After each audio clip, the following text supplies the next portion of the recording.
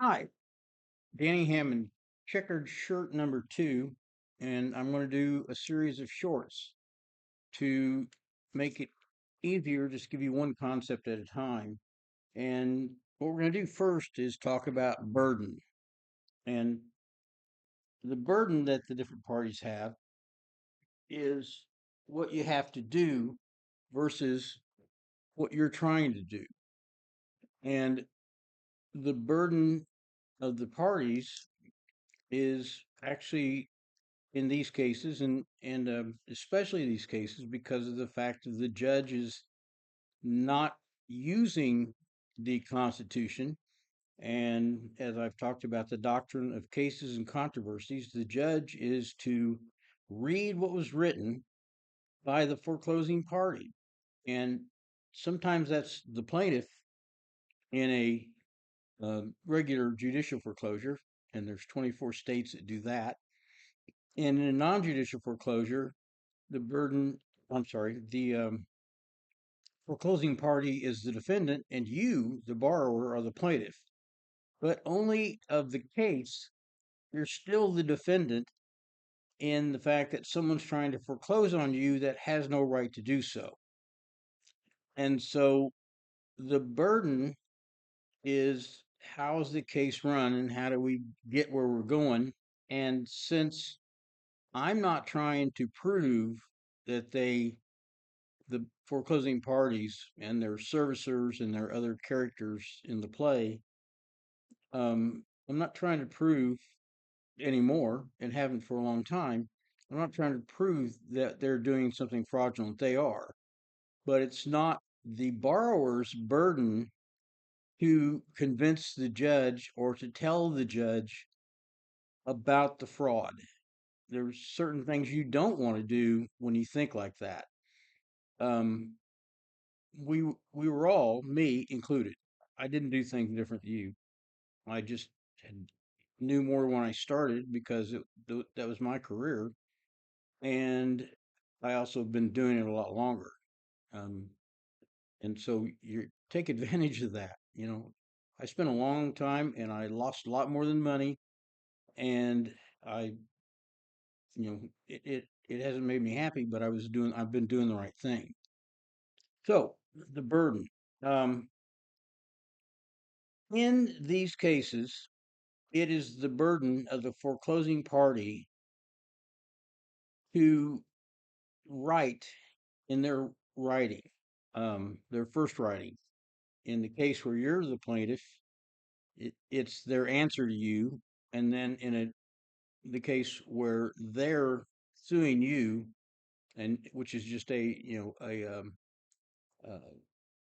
judicial foreclosure, then they're the plaintiff, and they are filing a complaint or a petition, a lawsuit. You know, there's too many words for things, so it's a lawsuit. It's a complaint in a lot of states.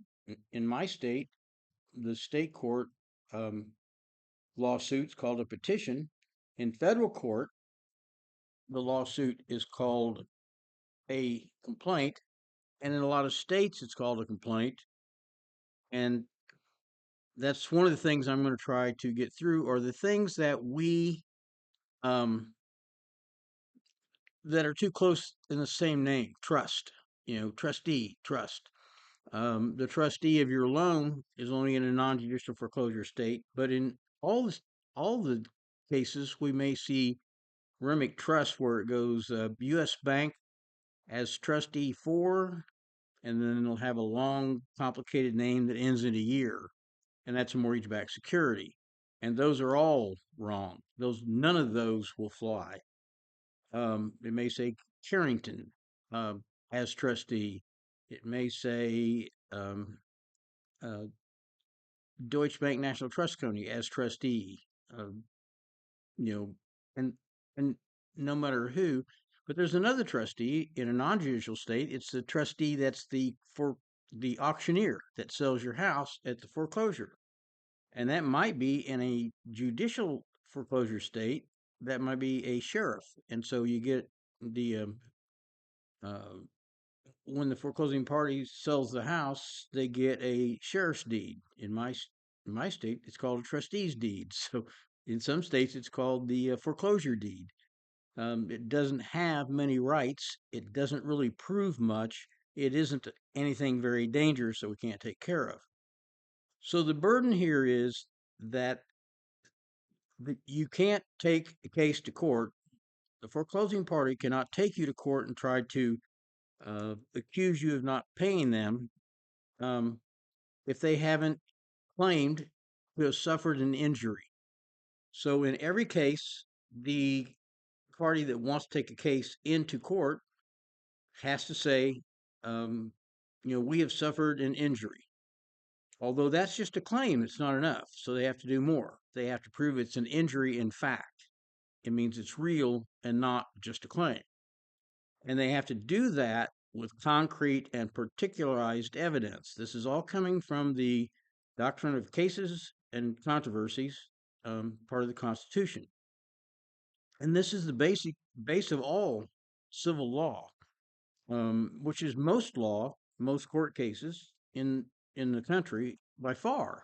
The only other law is criminal law and family law. So in every case, there's an injury, and there's real injuries sometimes, like, I mean, physical injuries, but an injury in our cases are that someone's saying that they gave you money, loaned you money, and you accepted it and you promised to pay it back.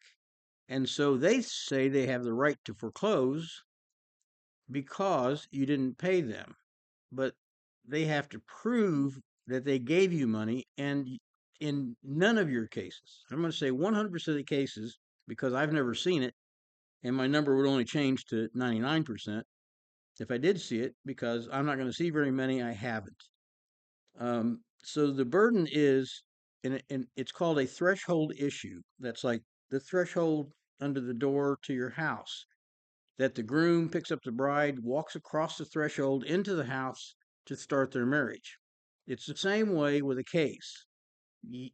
You can't take a case into court until you've met the requirements of the threshold issue, that you've proved that you have an injury with concrete and particularized evidence at the beginning, at at the filing of the case, at the very first filing.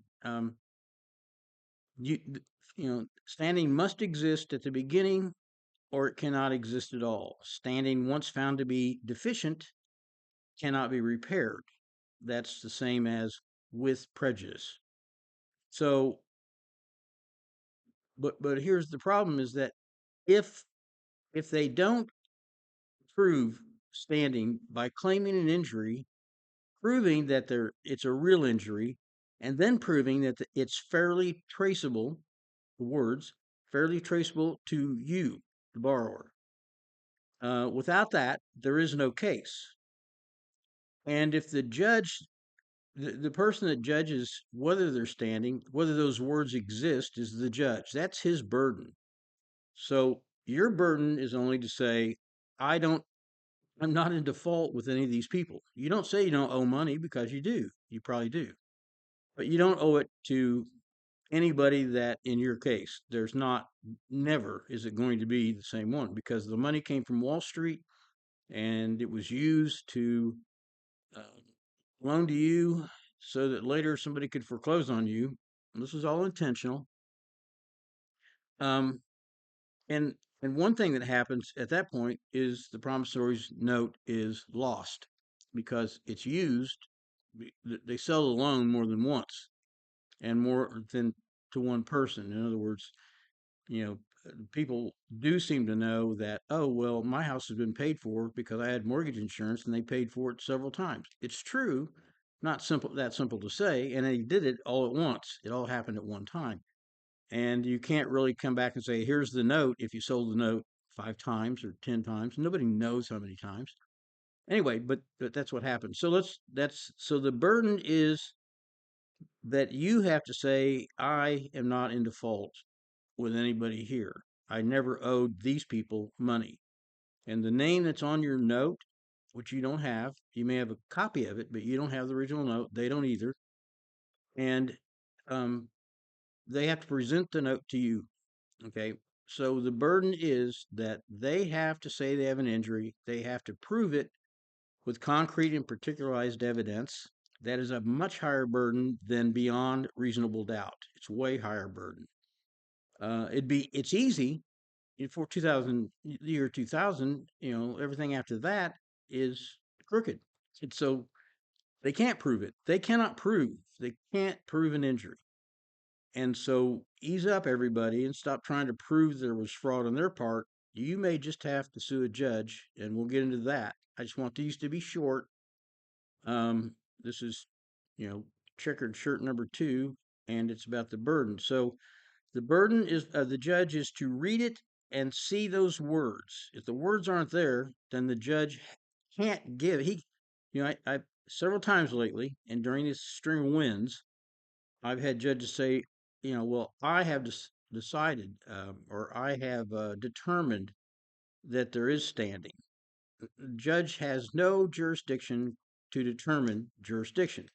So standing is a component of subject matter jurisdiction. That's what the judge has to have before he can move the court forward. So if the words aren't there, the judge has to write down what the words were or weren't, whatever it is, what his determination was. Is there standing or is there not? He then has to file it into the case, into the docket, and make sure all the parties get a copy of it. They aren't doing that ever.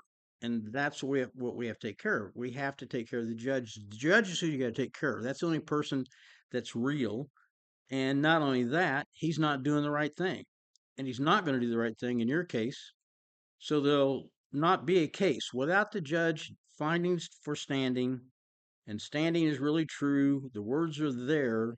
Without that, there is no case. The case is void, and void means didn't exist, doesn't exist, will never exist. And so if the case doesn't exist, then you don't want to be arguing everything that happened to you in the case. In other words, if the case is void, and that's what we're saying, it's void, I just simplified everything for you. You don't, no matter who did it, the servicer that made you do 3 tries at a modification, then told you to miss 3 payments, and then you did that, and then because you've gone 90 days, they now get you the mortgage insurance, and they also, you're late. And so they're going to foreclose on you. And so you got tricked. It's a scam. It's a really bad scam. It's hurt a lot of really good people. Um, so it's the burden. But what you don't have a burden to prove that they're wrong. They're wrong until they prove they're right. And they have to prove they're right by demonstrating that you caused an injury to them. The only injury could be that they gave you money. They gave you money. The Not the lender on the note, whoever the foreclosing party is. Like a lot of times right now, it's U.S. Bank. And I don't know why they're not all in jail, but they aren't. And so U.S. Bank's going to try to foreclose on you and say they bought your loan. Um, but let's just take it lender start with. Whoever's the lender is on your loan, on your note, later, if there's a foreclosure about to happen, the person that's going to be the foreclosing party will not be the lender on your note. That's not going to happen. Now, how can I say that with certainties? Because I believe I've seen as many as anybody, and maybe I think as many as anybody in America that isn't on the bad guy side, because no one else looks. That's the first thing I do when somebody calls me about a case is I take who the foreclosing party is, and I start going through Google, reading everything I can about them to find out when they've been sued for fraud. And almost everybody's foreclosing party has been.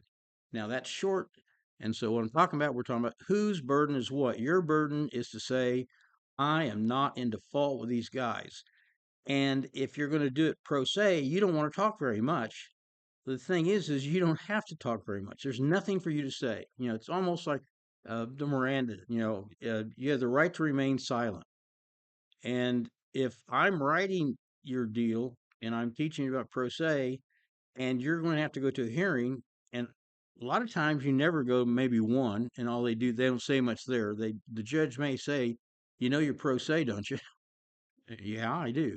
well, that's not so smart. You should get a lawyer. Okay, they can't make you do it. They can't make you do that either. And so what you say is, well, um, I've got a reason, and I'm going to tell you the reason in the very next video. Danny Hammond, number two, the short version to see if it's easier to absorb this way. Thanks.